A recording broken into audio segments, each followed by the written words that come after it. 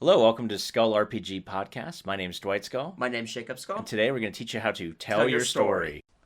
So Dwight, how would you tackle the normal trope of you have a bomb or something that's going to go off in a certain amount of time, or you steal something and the whole entire place is trying to collapse? That isn't as feeling like the cliche that it kind of is. Yeah, sure. So I like to call this the countdown genre because you're going to put a counter on the table. Now, you're going to put a counter on the table in terms of rounds for what they need to do. So a standard Dungeons and Dragons minute is roughly 10 rounds. It's, in fact, exactly 10 rounds. Mm-hmm. So if I was going to have something that's going to take place in 3 minutes, or something bad's going to happen in 3 minutes, they have 30 rounds. So I would take a D100, I'd put it to 30, and I would explain to them what's going to happen now. So this could be anything. If you're doing a Star Trek or like a sci-fi game, this is the, computers set the self-destruct sequence to 3 minutes. And now they have 3 minutes to either, convince whatever's happening to knock it off so that not all of them don't blow up, or I guess you all blow up. It's basically the same thing you see in a lot of platformer video games where it's like you get in, you kill something, and now like they've rigged the place to blow up, and now you have like so many minutes to get out, and of course it's chock full of enemies. So let's just use that as an example, because some of you are like, I don't understand how that would work in a D&D world. Okay, fine. Let's say that your big bad has created a pocket universe that you've gone into, and it's literally, you don't know this, but their will is holding the pocket universe together. You go in to their little world that's all crazy, that has filled with a bunch of guys, that are trying to kill you. You go in, you kill a bunch of people, you get through this weird, like, let's say it's a weird pyramid, and you finally get to the heart of the pyramid, and there's your big bad. And then you finally do what you need to do, and your team kills the big bad. Yay, high fives all around, except you make your wizard and anyone that has any magical ability whatsoever start to make a roll. And you make this roll stupid simple, like DC 10. There's no way they can fail it. And you turn to them and you say, the pocket dimension you guys are in is collapsing because you've killed the guy who maintained it. Mm-hmm. Oh, crap. Yep, you got to get back to the entrance. And then you make them, if they rolled really well, you can tell them how many rounds they have. If not, you can keep the round secret, which is kind of jacked up thing to do. But I would make that easy too, like 15, DC 15 or something like that. And if they get it right the first time, you can say, you can make them roll it again and give them some bonuses so that, just to like, do you want to know how long you have? Oh, well, you think you have about 30 rounds. Cool. Let me put 30 rounds out here. What do you guys do? We're all running. Cool.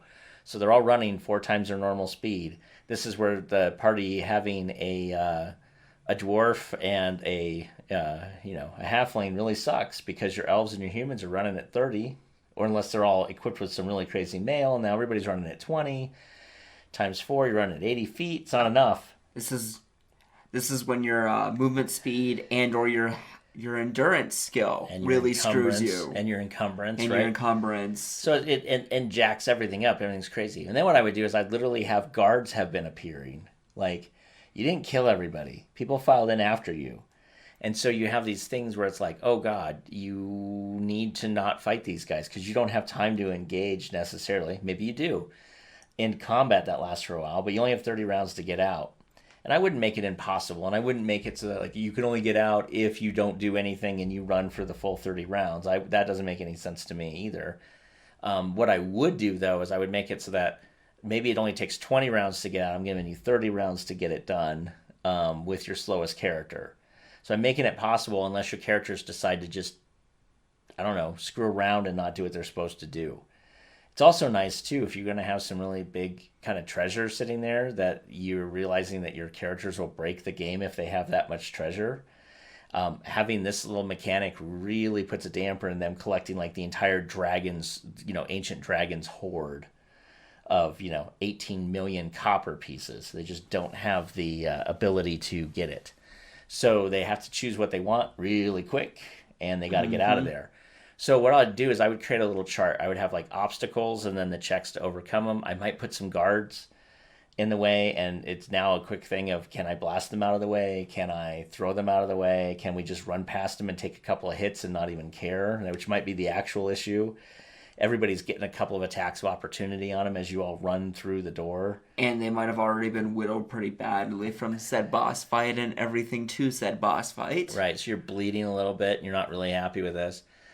Maybe there's little things where it's like, pipes explode that block some sort of passageway, or maybe there's an explosion that happens and one of the walls crumbles in right behind your players, or maybe right on your players, and they got to do a dex check or get hit by debris. Or to keep going with his example, maybe the whole entire pocket universe doesn't collapse at the same time. There might be segments that are constantly collapsing and going to and from existence as you're speaking. So that doorway just disappears and there's no way through that doorway. But it might be back in 5 rounds. Who knows? But you don't have time for that.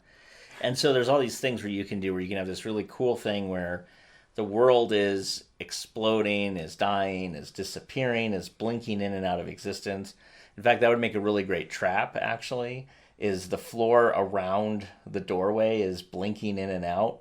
And they can do a knowledge check or an intelligence check to quickly ascertain how they have to slow down to then speed up through that section, because you don't know where it goes when it blinks out of existence, and it may not go anywhere. Like, it may just be gone.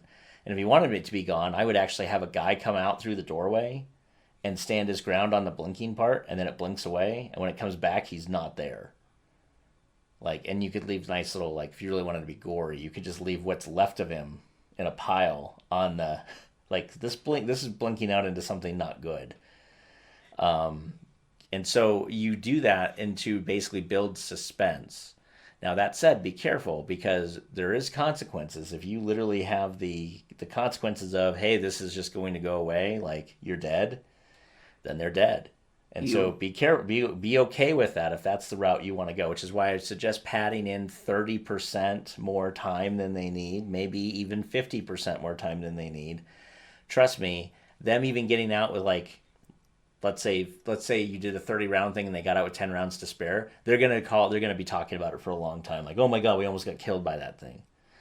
And it's really kind of a fun way to go, because I wouldn't do this a lot. I might do this once every 6 months to a year, maybe even less than that, where, they got to go into some place that's just not really cool and something bad happens because of it. So you could also do the same thing with a god. If you want to, like, invoke the Deus Ex Machina, like, if you kill a high priest of somebody's god, the avatar could come. Mm-hmm. And as he's coming, he's destroying the world. Like, his mere presence trying to get into the world is destroying parts of the world. I was also thinking you could have a thing which was similar to the pocket plane, but you could have a trap or a ritual that your characters interrupt that is literally starting to phase wherever they're at into a different plane of existence. Yeah. Yep, that could work too. And we're going to talk about summoning in a couple of episodes from now too, about how that all works. But remember, the idea here is that you would take this idea and mix it with other ideas, because some lend themselves really well to each other. So a countdown also works great with a chase. So if you heard our chase episode, one of the things that could be done with a chase is a countdown, where the thing that's chasing them is so big and bad that if they don't get to a doorway by a certain time, that thing is gaining speed. So you could have a monster, if you want to call it that, or a thing that, like, first round it's only moving at, like, maybe 40 feet. And then the next round is moving at 50 feet, and then 60 feet, and then 70 feet. And then, next thing you know, it's running at, a lot of feet per round. And while your players were ahead of it to begin with, they can quickly figure out, if we don't hit that doorway by this round, this thing's going to overtake us. Mm-hmm.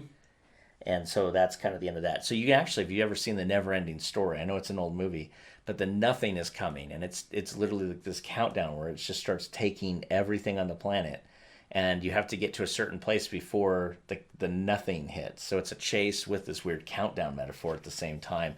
The countdown is kind of nebulous. You don't know exactly how long it's going to take.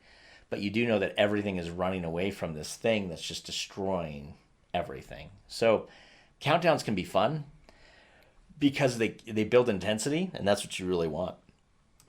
Hey, thanks for listening. And for more resources, please go to skullrpg.com.